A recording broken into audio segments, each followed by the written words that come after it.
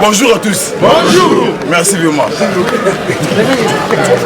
Meilleur vœu et bonne année à tous. Merci.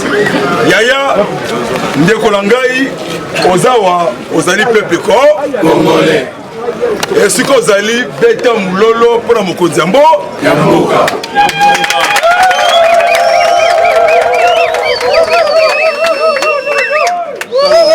On a ébissi vidéo boé. Dans le barango, Mbala Ombala. Avant tout, bande de messages.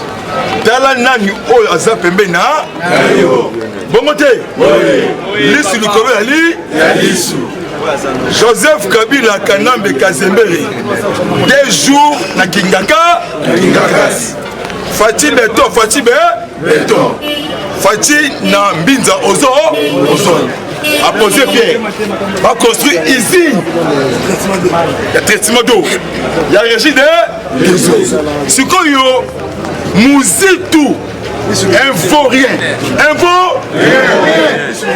Azalaka premier ministre, Yakanambe, Akuti guerre, Abimina guerre, jamais Atika Koloba. Oh, toi, annexé Rwanda. Bon, ok. Oh, n'a pas si bien boy. Mukonzi ya Mboka. Oh, a dirigé Congo. Comme on a Fatih, le président a sali historique de Ebimi meilleure vidéo il y a année. Voilà. 2020. Président Lobi Ozali année à Chris. Amour, partager et sengo. Namuni, mais 2020 année événement. Année d'action. Avant la cour d'information hyper, Lobby na 13h. Na Nord Kivu. Un Rwandais rebelle. Merci. Comme on a dit Juvel. Lobby, comme on a dit Juvel. Lobby a 84 éléments. Rwandais. Oui. Bah déposer Mandou. Na Missua général Nzeka Nzeiko. Oh le Nord Kivu. A Lobby na Yoki Mbela. Ya Mokondiambo. Mon frère, les jeunes gens déjà ici. Nakicha, mais Africom, noir mais américain. Bobi Maté. Moi ni biso awa. Que ça il est viva. Biso awa, le président Jules, ba Pasteur Billy, ba Moïse, ba Gustave.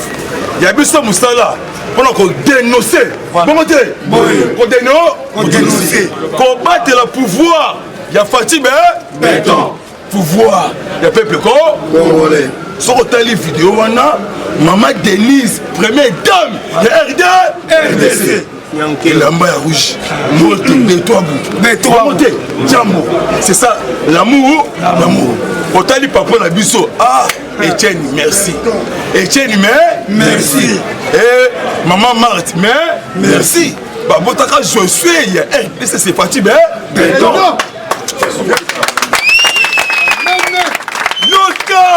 La partie au bord il y a hyper pourquoi? Lobby 4 coins géographiques. Il y a RDC. 4 drones américains appelés marque hyper. Drones d'assaut, drones des canons, drones d'intelligence et drones des infos. Lobby a 19 et 20. Bon, on a dit tous les 4 coins Mboka. Et c'est là qu'il y a un drone américain. On a vu Sibino Boye. 2020, nous avons bimaté. C'est comme le musique, lobby, écoutez cher. Écoutez cher. Donc, tous les clubs à préparer qui? Contre Mokondiambo et puis, pour ça. Parce que Bissot, on neutralisé le système rwandais. On a RD. C'est quand tu as implanté le système congolais. IDPS vivant. Mon maman. Mambou Masso. Les jeunes gens déjà à Nakita ça. Maman ni bango tenir à chocolat. Belge. Bouti belge. Balo balingala anglais swahili. Natilou. IDPS vivant. Parce que le président Trump déjà bandit propagande. Il y a élection. Parce que Trump deux mandats. Fatih des mandats. Nous avons un président historique. Il est vivant. Pour que nous avons le 1er janvier 2020. Ozolia Moussoum. lisu likolo ya lisu concédé te na provocation parce que na ngambu ya lamuka mutumula parce que Fati Béton a bêti bango politique historique so moni Nemi Moulania a changé le langage dans tous les plats dévoilés et puis ma bande ko nyonso ennemi sans taxe bazokanga yango babandi na Nemi Moulania sans taxe banda kwa muzitu nyonso 300 sans taxe ba tozo récupérer ba palais ndeko zala mayele poko zo palais na Willery ou bien na Oasis ide pesi viva tozo ba combattre tozo ba na Soweto bato ya funa tokotonde na Oasis Félix akokuta biso na Oasis tovandi kuna na basi na biso eze sengote il est persiva ce que geste oyo basalaki na Fati Béton a posé pierre malamoko aye na Kingabwa ozolanda atali bato ya mai wana aye na ndanu na limité et ça la matière depuis Zaïre bon côté on a ebisi bilo boye wana reta information la police belge et les commandos américains déjà dans Nord Kivu Butembo Nagoma parce que Kalami pour moi on a neutraliser toutes les forces négatives on a reçu qui ça type mauvais comme on a eu Buka toujours Rwandais ayena C6 il y a un élément ils allaient qui mardi va déposer Manduki aboyi bitou Tumba ce que les Américains va pointer doigt na président Kagame rwandais et Kourouziza et John Magufuli Tanzanie bangoni va placer le système va mener coup la carte RDC donc moni les Rwandais Kagame lobby 2021 a postulé par le région de Grand Lac et dans un nouveau président parce que bientôt Torolien Mbongo peut diriger Afrique et route RDC au monde Angola basali le nouveau monnaie batie longi il y a président Neto moko ya Santos deux billets suko biso awa ozala elongi ya Etienne Wamulumba père historique so ba kuna na Côte d'Ivoire na Sénégal nouveau monnaie 8 pays babengi yango leko suko biso keba parce qu'il Fati Béton à Bombi c'est lui qui incarne la changement de la RDC de Moni Nanga Bukuna et Sili parce que oh il y a Katanga oui il dépêche viva Baba Kiunga Kuma Akabwani na Moïse Katou alors il y a un candidat unique en 2023 c'est Fati Béton peut encore gagner ma casse pour gagner Azate Albert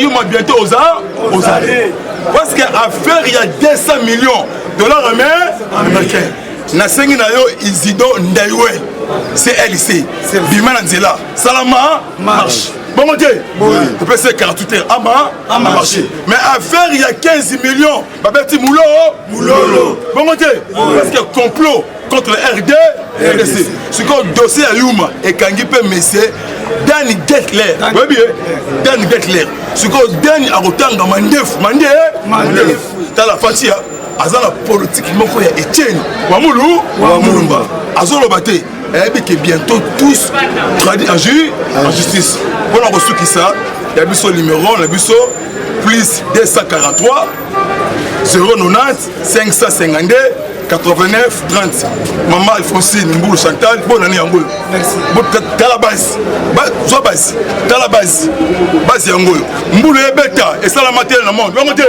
et ça la matière bah outil mais c'est qu'à 4h du matin quoi un message et peuple congolais IDPS viva Roger Luma merci vraiment le message Nzambe Pambola yo merci vraiment la personne de Kolangai au Allemagne wana la personne papa Alexis Alpha Mona Lemba Mouta IDPS président Gilles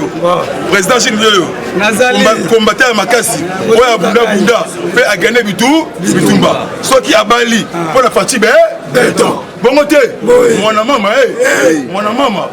batula paka ba mona pe mutu arobima parce que le monsieur Kabila bientôt Kamata est en jeu en justice parce que ces pays ils allaient marcher pied le président africain parce que tu as créé deux pays qui ça parce que monsieur Herman Cohen bongo te abaki dansi na neka nambe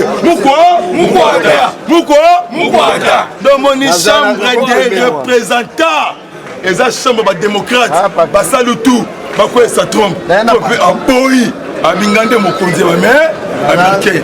Merci na bandeko na biso na Afrique bandeko ya beni bosede te toujours unis pour sauver cette nation. Nord Kivu, Goma, Butembo, partout, Bolingo pour sauver le peuple congolais. Les Rwandais au Bazali impliqués dans ma Cambouille Est. Bientôt Mukamate. On a Mambo Masso. Lobby Pape François. Lobby Pape François. Asali Missa na Italie na Rome. Alors, il y a paix et sécurité dans RDC. Alors, il y a beaucoup de personnes qui sont impliquées. Bientôt, Mukamate.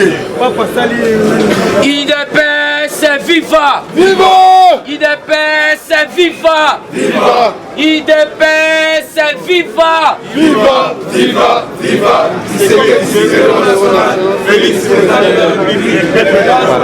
Bonjour. Meilleur vœu. Papa Zalana et Sengo. IDPS viva! 2020! Action! Vraiment, la sortie Golali. 2020! Action! 2020! Action! 2020! Action! Fati Béton, Bic Rouge. Yaya, il faut se là. Message au Fati a sali un message de veille. Peut-être on l'a mis à la télévision, peut-être qui va bêter le lit solo. Message est salami le 24, IDPS viva! Viva! Message est ça, beaucoup se permettre à la 2 minutes na tangela yo. Okozala na sengo ngana sana ngona tonga lelo. IDPS viva! Fati à la kisika sa président ba congolais. Message est ça neni. Le message de veille du couple présidentiel. Le 24 décembre 2019. Chers compatriotes, voilà une nouvelle année qui s'annonce. Et nous avons tous autant que nous sommes les bons moments et les mauvais moments. L'année que nous avons, on dirait, nous devons prendre des nouveaux objectifs et abandonner ce qui n'a pas marché durant cette année 2019. Parce que 2020, IDPS viva! Parce que 2020, tous les Congolais sera comme ils souhaitent. Une année où les Congolais qui vivent au Congo seront meilleurs que ceux qui vivent en Europe. Kisaba mungu na munoko bautu kwa yemi sangai ba Amerika bakiti bazana ngambanzo kuna na maluku ngambanzo merci baza kuna biloko nyonso Congo futura banda ko sala baza récupérer tout les Américains bon et c'est ngote IDPS viva! Yaya Facha lobby Congolais en 2023 ko vivre na Congo. Aleki oya kozala na Europe wana Fati Beto mais faut à la place ndenga fani bazo déterminer. Fati a lobby boye. Na 2020 ceux qui olingo zala ndenga yo kolinga okozala ka ndenga wana. IDPS viva! Olingo comme un milliardaire yo moko. Olingo comme un millionnaire yo moko. Oyo kita lobini. 2020, tous les Congolais sera comme ils souhaitent. Une année où les Congolais qui vivent au Congo seront meilleurs que ceux qui vivent en Europe. Nous allons changer le Congo. Aidez-nous à faciliter cette tâche lourde que vous nous avez donnée. Il y a déjà 11 mois et demi. Joyeux Noël et bonne année. Yaya, Fati Beton message oyo asaleli yango epa na ye na oya. Mais makambo Fati alobi etalisi pena ke action déjà bandi. IDPS viva! Pour action déjà bandi na Fati Beton et c'est la toute première fois. Basoda bazui sac à l'osso, carton à makayab, 5 litres ya huile. Basepeli babondeli pona Fati. IDPS viva! Yaya soda abondeli pona Fati. Alobi Fati azala kaka na ya ume. C'est la toute première fois soda zoye moko sac à l'osso. Bakabola des personnes que na carton à soso. Carton à makayab pardon. IDPS viva. Alors, comprenez que biso pende tozabo atana bakipe biso te. Tozala calme. Po il faut na to battre la ngomba oyo azobimisa miliki. IDPS viva. Zabo ete. Yo zo lukomela na miliki. Mais ozo battre la ngomba te. Tala balinga basalisa biso ba fête ya 24. Mais so il faut tia linga kufa na attentat. Olinga fête ndeni. IDPS viva. Voilà makambo je kamine. Georges Kapia Malobi boye. Population est face à l'après na justice. Pas solo laka, pas dénonçaka. Papa Moussa place aux arts, qui m'a renvoyé détournement, même la compagnie na yo. Ça l'après. Il y a bisa président Gilles a évidemment na ça à qui les doigts. Au Georges Kapia Mbabeleli. Alors binga pe na zotel mais la détournement de bien denge mokozambo katelemeli yango IDPS viva. Alors voilà que kochite. Il faut yeba que makambo ya ADF kuna bakangi ba ADF ba présumé ADF Nalou. Là ba interviewé bango ba lobby l'un des politiciens na ba homme d'affaires ya Congo bazali ko soutenir bango basala kabitumba IDPS viva. Ayo lo ba muzito ke sala guerre na Rwanda tandis que bande ko na biso moko baso bunisa bande ko na biso. On a ça qui na historien to lande historien to clôturer historien. IDPS viva! Viva! Je pense que tu vas comprendre la politique. Politique et les histoires à l'issue-souté. IDPS viva! Viva! Ceux qui ont la politique étaient la Kangali Puta, Bandananda. Tozana ba femme en pantalon. IDPS viva! C'est ça. Ceux qui ont la politique étaient Bandananda. Talaka politique elolenge ezo salema bato ebele meme babuzito bozo bozomona bango bayebi na bango politique te biso na ta oyo tozali na guerre état contre état te tozali na guerre oyo bazoloba keno bakongolais berebele congolais nde bazobundisa gouvernement congolais eza boye te est-ce que biso na Rwanda toza na guerre mais ndenge nini mozito ene civique miso mavondo azokende kodéclare guerre contre Rwanda IDPS viva. C'est-à-dire qu'il y a un problème à Moutou. Mozito yebi politique té. Mozito na yebi bien. IDPS viva. Ozali administrateur. IDPS viva. Ozali inspecteur juridique na DGI. Makambo ya politique etali yo té. Soki oye na politique ezali soki noko na yo e soi-disant noko na yo moto amema yo na politique IDPS viva oyibi mbongo ya l'État mozito oza na 150 maisons toyebi yango ofutaka impôt te IDPS viva koma yo kende kodéclare guerre na Rwanda est-ce que biso na ba Rwandais toza na problème IDPS viva.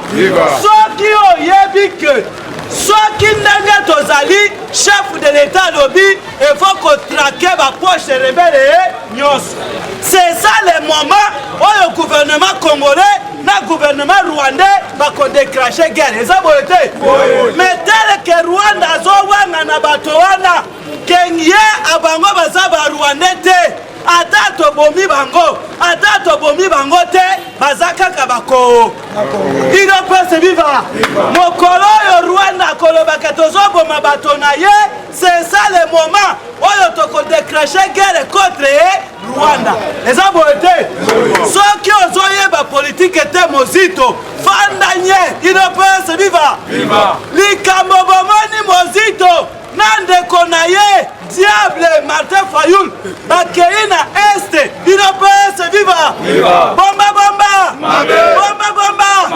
mozito kopro oyo ke kosala tala ndenge bazoyebisa biso yo na mbwisa nyamwisi IDPS viva soka nde bango mpe bazalaki parmi baktere ya gere ya Mozito paza na kati inopese viva na Martin Fayulu aza na kati inopese viva paske bakangi mwana ya Mbwisa Nyamwisi azali general alobi keno eza papa ye moko te ezali aventurier ya balamuka nyonso baza na kati inopese viva sekre bimakate esali nini yo sikoyo Mozito ozokende odeklare guerre na bato ya Rwanda mpo nani po ete yo Mozito ozali main droite ya Joseph Kabila UDPS viva yango tolobaka na bino ke congolais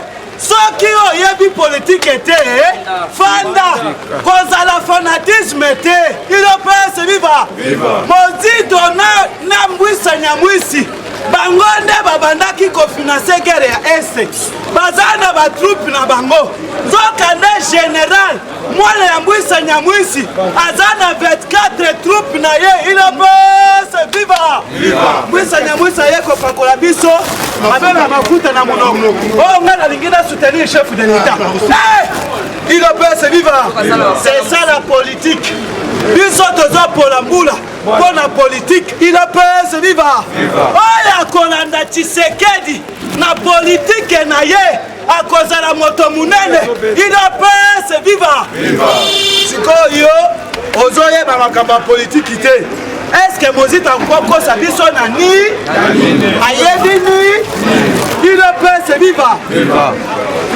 lolenge tozali UDPS viva ozomona politiki te politike ekoma elengi bato bazo comprendre te UDPS viva tokanga Kabila UDPS viva tokokanga Kabila sikoyo te me Kabila azali mokama bozo comprendre politiki te UDPS viva tokokanga Kabila sikoyo te me Kabila aza mokama elekeli bino UDPS viva ntango bozoloba tokanga Kabila un opposant sans armée UDPS viva Tshisekedi azalaki rebele te eza boye te Tshisekedi awoti na opposition eza boye te opposant no armé eza boye te ntango ye akoti na pouvoir akotravaille na gouvernement nini UDPS viva soki oyebi politike ete yaka na kovandisa yo natangisa yo politike oyo Tshisekedi atangisa ngai ntango Faci akoti na pouvoir efo travailler na armée nationale eza boye te bato oyo bazalaki na tendance ya Kabila eza boye te efo bakarese bango efo alemba bango po ete bakoma na vision ya Faci UDPS viva c'est ça les gens ne comprennent pas otika nga nayebisa bino UDPS viva bomba nayebisaki bino awa keno moto aleki Faci na mayele azali sage azali intelligent UDPS viva azali pe malin écoute être sage intelligent et malin il y a trois choses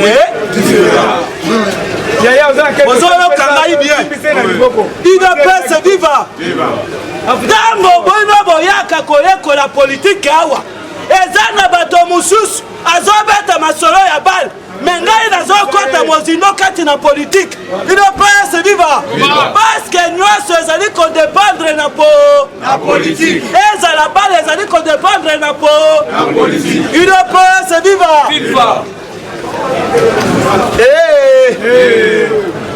chef de l'état ntango akoti na pouvoir nana ayebaka ke atindaki UDPS viva nana ayebaka ke chef de l'état atindi 18 000 commando bakei kosala formation en Israël UDPS viva mais na minute oyo basisaka formation te basali nini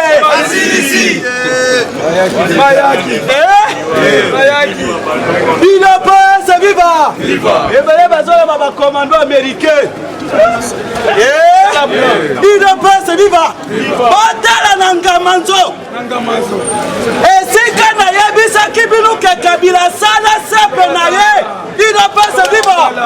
Pourquoi les Américains bayeka kambala moko na aéroport bakei Ngamazo bakeko vanda Ngamazo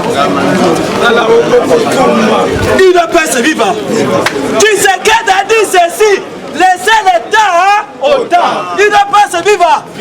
Alobaki boye tango bokomona mbula ya kake ezali kobeta mabangi ezokwea likolo. Ça c'est Tshisekedi qui m'a dit ça. Il ne peut se vivre. Alobi bokomona mukolo ango il ne peut se vivre. Ne bokoyeba ke renaissance diko il ne peut se vivre. Tshisekedi alobi tango bokomona force ya OTAN et y'a qu'on soutenir le pouvoir de l'IDPS. Il ne peut se vivre. Voyez, bisanga ba américain ba y'a une autorisation ya nani. Bango bien bango ba impérialiste ba ko télévision. Bokoye ba impérialiste ko tout la yo. Lumbe. Moite. Lumbe. Eh koya.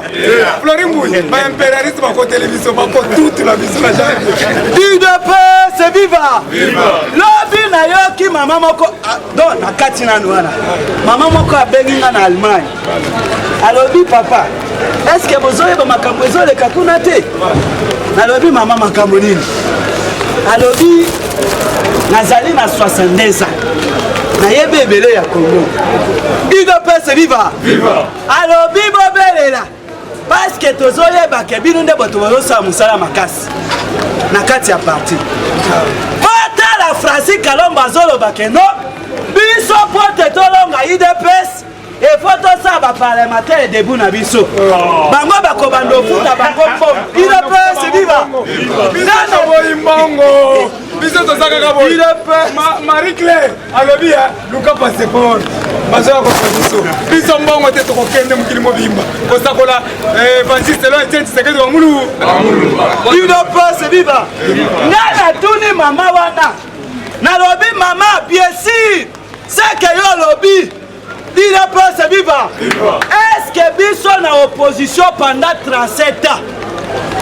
Tango to bandi makambo ya parlement début depuis 1990. Il ne peut se vivre. C'est ça la fondation ya parlement de biso to tikali kozwa mbongo te mais tolembaka te. Est-ce que bango bakokoka kofuta bato wana pendant beaucoup d'années au biso to sali? Jamais. Il ne peut se vivre. Être parlementaire et debout de l'IDPS, c'est un esprit. Esprit Tshisekedi. Il ne peut se vivre. Il ne peut se vivre. Yango na yebisi bango toza na benemi eterne et toza na benemi affaire. Eza boete bato ya lamuka nyonso baza baserviteur to baservante ya Joseph Kabila bozoyoka ngai me nayebisaka bino ke les Égyptiens oyo bozomona bokomona bango lisusu il ne peut se vivre. Tala eloko nayebisaka bino oyo eza azala te peut-être yo na ngai ozomona ngo lokola sologa ya papa. Il ne peut se vivre. Bozoyeba makambo nini ezoleka na mboka te. Tango chef de l'État alobi année 2020 eza année ya ba action ya kolia mabundu ezali. Mais action ya ba cachet juridique pe ezali. Bozoyoka nga bien. Il ne peut se vivre. Bato yo bozomona wana Tshisekedi aza lokola nyau, lokola lion. Il ne peut se vivre. Nani akola na forêt équatoriale. Ou bien nani atela documentaire entre lion tango alingaka nganyama saka ndeli. Il ne peut se vivre. Pendant que na bino na lion te, lion za musika na zamba. Bo bino boza ba kinois, biso nde toza ba villageois. Tala nyau soka alinga okanga puku azwaka position nini? Il ne peut se vivre. Asala kaboyi azotamwisa mokili parce que force na eza na kati ya mo ntango kaka amoni puku azoleka asali nini mbala moko? C'est ça l'homme de fatigue. Ozo comprendre te dans une année bokoyoka bokomona bokovivre ya yango. ozomona faci lokola lembele ozela lembele yuma baraya idps viva yuma baraya abalaka yake ndenge il faut à étudier beaucoup de jours, beaucoup de mois. Il ne peut se vivre. Ce qui y a Kabandi, Alali Pongi, ou bien Alembi, Yumazwa Kanzetete, Azun Zeta Salinine. C'est ça l'homme de Fatih. Les gens ne comprennent pas. Fatih Azolo Bate, Bazomona Yuma. Kabila Motazo dirigé, il ne peut se vivre. Mais ça qui Fatia Kangaka Kabila, Bolinga qui boyaba makambo ya esendenge. Ngai nazali permis, il ne peut se vivre. Na pas victoire. Ozela na yebi sabino eloko moko. Nazalaki parmi ba moko oyo ba soutenaki ou bien oyo ba bundaki guerre ya Angola. Il ne peut se vivre. Sakola moni tango ba bomi Savine. Boye bisangai eloko nini ya Savine bezongi na gouvernement. Boye bida Savine mazaki na diamant ya maître Kibe. Ezaki boyete. Mais tango Savine ba kufi diamant wana zongi na gouvernement mais angolais. Pourquoi zongi te? Parce que tozoke na politique. Pourquoi ils ont gaki té? Parce que babomaki attaque les rebelles. La bien na yenyo se tikali pona banana. Bozoyoka. Parce que moto azalaki moto azalaki na ba criminel se sabi biye moko. Eza boyete. Yango na bomoni facha lobi na ye na chasse l'homme té. Menga na ye na chasse pour la français on a bien il ne peut se vivre et voyez banana zali nani tango totiki Kabila tamulai yango wana bomoni Kabila tokangi bato ya public tokangi bato ya classe ga il ne peut se vivre Congo fiti le penaka Milo Congo penaka na bato oyo babandaki ko soutenir guerre ya M23 il ne peut se vivre c'est ça l'homme de Fatih et votre déboulonner na ba poche ya résistance seigneur sur Joseph Ka tozo kanga bien c'est ça politique oyo toyaka kosala aw kokanya Kabila eza n'importance sikoyo te. Mais voyez que Kabila sa kangani bandaka parce que Amérique balobi dazinane bokomona Joseph Kabila lisusu te na scène politique il ne peut se vivre bomoni ba américain oyo bakiti na ngamanzo baye kosala nini oyeba ke na maluku kuna esika Kabila asala bakashi d'arme na ye yango wana bomoni ba américain baye balobi aéroport tikala nsima il ne peut se vivre biso tokei vers oyebi ngamanzo ezali na bifurcation ya bandundu na maluku il ne peut se vivre ntango okoti maluku eza na village moko eza na ya monene eza na banzete ya mbila ebele il ne peut se vivre boyebaki te kuna nde site ya mama olive boyebaka te il ne peut se vivre c'est ça la politique etolalaka te biso nde toyebi basekre ebele ya mboka oyo il ne peut se vivre osela makambo ezoya saso abengi Kabila ayebisi ye tala boyokaki neti ndeko na ngai azoyebisa bino ngai nayebisaka bino ke na Congo tozovivre na 24 drone américain mais porte-avions français oyo babengi chef de Gaulle eye kosala nini na Gabon na Gabon bitumba ezali mais bino bozokomprendre te bacongolais il ne peut se vivre mwindo oyo ezopela na bakongo soki olingo otala tala na 4h du matin 3h du matin étoile wana ezopela mpo na nini bayebisi bino ke étoile ya likolo nde eza wana il ne peut se vivre tozoke na calcul politique pourquoi bato belge ye pourquoi bato belge ye etelemi kaka na bakongo mais capitale ya institution eza Kinshasa pourquoi babelge bakomi na Kinshasa te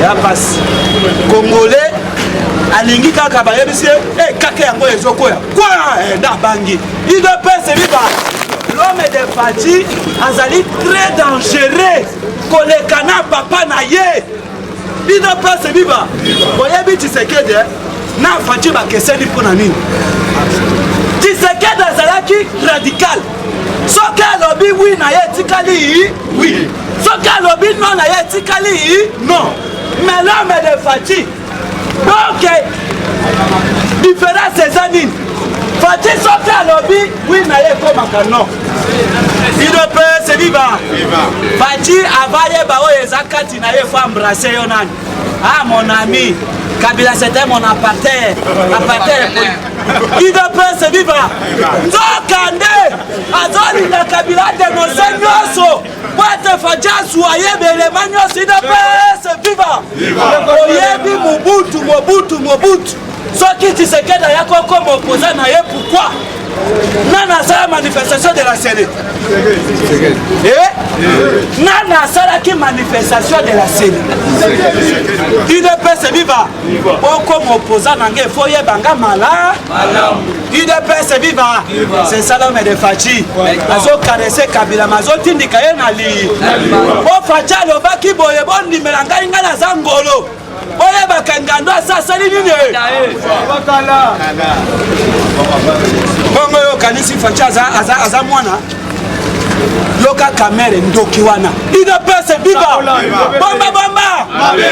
bomba kamere ndoki kamele yo oroaka nyanzikizi kingi azoli abiso sese abosani teke toyebi ezalaka Burundi Rwandais eza boye te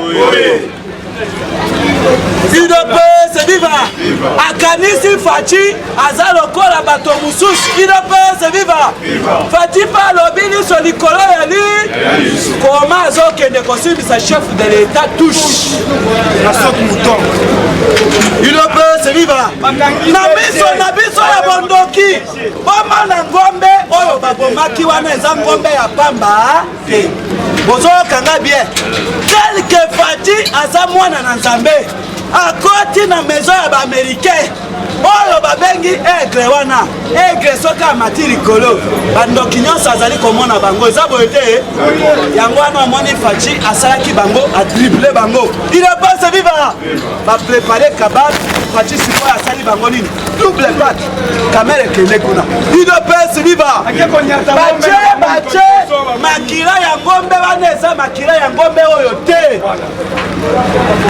bokoyoka baletombe mosusu bajour ezoya idps viva parceke soki Fati anyataka makila wana c'est la domination balingaki badomine Fati idps viva sikoyo Fati asali nini arure kamere parceke kompro na ye na ndeko na ye na maye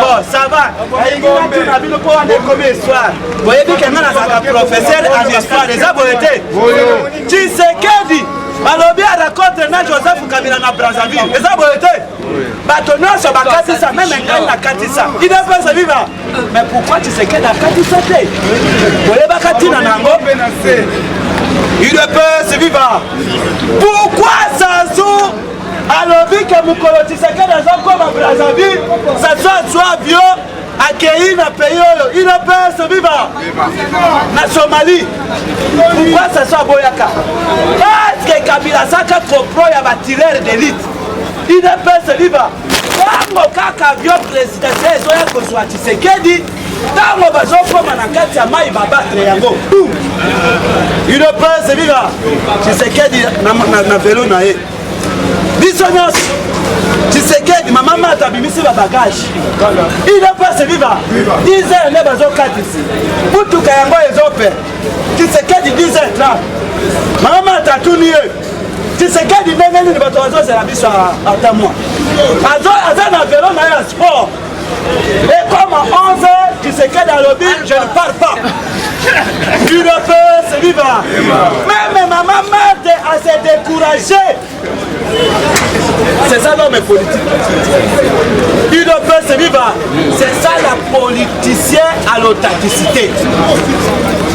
Boyebaka tout le monde comme boye fati, bayokani kema tous les opposants, tous ça la marche. Leader na leader, à cause de quoi naïe, UDPS viva. Point de shit et ça na triomphal. Ma connaît la fati, jam. Est-ce que fati ça va faire yango? Donc on a Apocalypse, les lots, des jours on est bâtiré l'Apocalypse, il ne peut se vivre. Mazalaki va Sheba. Moto ya Zalaki na préparation ya combattre Fati, c'est Kanya. Mais pourquoi Fati na cadre accueilli Guinée? Il ne peut se vivre. On a colakisa que politique, c'est comme ça. Yango tozolo banabino wakeno. Les Américains baza simanangai. Bozo kanga bien. Baoyo nyonso bozo mona simananga, ce sont des commandos. Il ne peut se vivre. C'est ça des commandos ko. Commando ba. Est-ce que boyebi John Chibango pourquoi il na cachot? John Chibango azawa. Il ne peut se vivre. Na lobi John Chibango soki moto ayebe soirée ya monsieur wana. John Chibango azali wa abimi na cachot ndenge Congolais. Tozolobela bino na ba parabole parce que tango toko dévoiler ba secret nyonso bokokoka ko maîtriser yango te. Mais loko moko na yebisi bino boze à les 4 matin. Bozoyo kangai bien. Boze la première chat du coq. Boroyoka basangolo ndenge ni nekoleka. Il ne peut se vivre parce que mukolo ango baoyo bakomela ba champagne bakosala nini? Baoyo bakolela bakosala nini? Bozoyo kanga bien. Baoyo bayaki na ye bakoya kozwa. Vraiment, la vie est sur la Congolais, vous allez la suivre.